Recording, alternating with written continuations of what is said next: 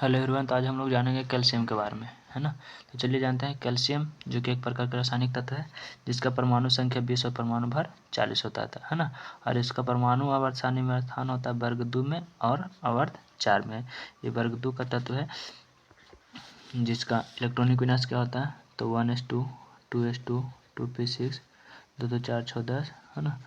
1s2 2s2 2p6 3s2 3p6 2 2 4 6 10 2 12 12 6 18, फिर 3p के बाद 4s2। ये होता है इसका इलेक्ट्रॉनिक विन्यास। इसका संयोजकता कितना होता है, तो सबसे बाध्यता में इलेक्ट्रॉन वाला अर्थात +2 होता है ना। तो वर्ग 2 के, और ये 4 जो बता रहा है इसकी आवर्त की संख्या बता रहा है, 2 बता रहा है कि वर्ग के संख्या बता रहा है, एस बता रहा है जो एस ब्लॉक के तत्व, ठीक है ना। और कैल्शियम हमारे जीवन में बहुत काफ़ी उपयोगी है ना।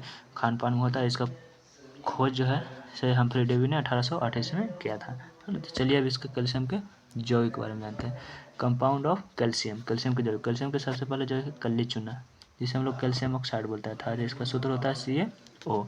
उसके बाद दूसरा यौगिक है कि बुझा हुआ चूना, है ना, जिसका सूत्र होता है COH2, इसे हम कैल्शियम हाइड्रोक्साइड बोलते हैं। तीसरा है जिसका नाम है संगमरमर कैल्शियम कार्बोनेट, सूत्र होता है CaCO3, ठीक है।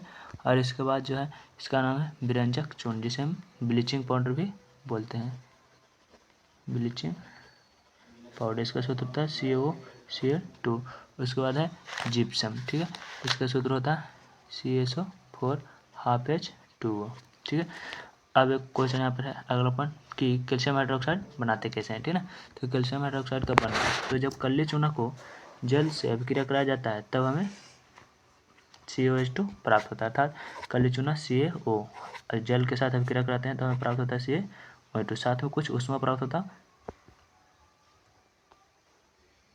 और फिर क्या प्राप्त होता है, हमें ऊष्मा प्राप्त होता है, अर्थात कार्बन डाइऑक्साइड के साथ में मिलता है। फ्लैश ऑफ हो गया, इसकी वजह से थोड़ा सा कम में दिखाई दे रहा होगा। इसका रंग कैसा होता है, तो इसका सफ़ेद रंग होता है, ठोस पदार्थ होता है। इसका विलयन दुधिया होता है, इसलिए हम इसको दुधिया के नाम से भी जानते हैं। इसका उपयोग जो है धातु कर्म में गालक के रूप में, है ना, फ्लक्स के रूप में इसका उपयोग होता है। और साथ साथ कि कांच बनाने में, सीमेंट बनाने में, फैक्ट्री में, चूना में, कंक्रीट में भी इसका उपयोग होता है। भट्टी का स्तर बनाने, भट्टी का सबसे निचला परत जो होता है उसको स्तर बनाने में उपयोग किया जाता है। जैविक बनाने में तथा विकर्मक के रूप में भी उपयोग किया जाता है। इसके बाद एक नेक्स्ट यौगिक था जिसका नाम है CaCO3, है ना। तो CaCO3 का बनाते कैसे हैं इसको पहले जानते हैं। तो CaCO3 जो है बुझा हुआ चूना पर कार्बन डाइऑक्साइड गैस डालते हैं तो CaCO3 प्राप्त होता है ना, अर्थात दूधिया प्राप्त होता है, संगमरमर प्राप्त होता है। तो बुझा हुआ चूना है अर्थात COH2, इसके ऊपर CO2 डालते हैं तो CaCO3 और साथ में जलवाष्प बाहर निकल जाता है। एक जो एक है सोडियम कार्बोनेट Na2CO3। तो जब कैल्शियम क्लोराइड को जलीय विलयन से CaCO3 प्राप्त होता है तो हमें कैल्शियम कार्बोनेट प्राप्त होता है Na2CO3, ठीक है, सोडियम कार्बोनेट।